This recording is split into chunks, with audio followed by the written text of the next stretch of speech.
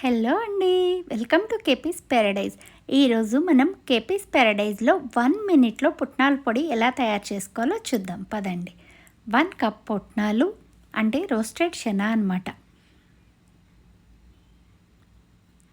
1 table spoon జీరా, cumin seeds, 4 garlic cloves అంటే ఒలిచి పెట్టక్కర్లేదు, 4 వెల్లుల్లిపాయలు తీసుకోండి రెబ్బలు, hinge 1 pinch, salt to taste. నాకు 1 చెంచా సాల్ట్ పట్టింది, టేబుల్ స్పూన్ మాత్రమే, మీకు ఎంత పడితే అంత వేసుకోండి.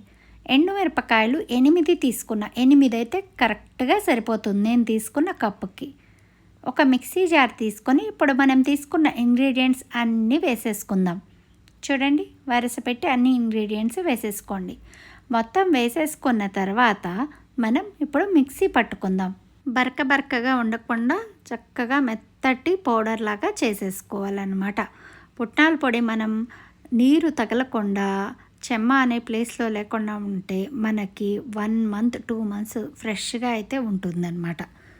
ఎప్పుడైనా మనకి కూర చేసుకునే తీరిక లేనప్పుడు కొంచెం చారు పెట్టేసుకొని ఈ పుటందాల పౌడర్ని వేసుకొని అన్నంలో తింటే చాలా చాలా చాలా రుచిగా ఉంటుంది. ఒక్కసారి ట్రై చేసి చూడండి, తప్పే ఉంది.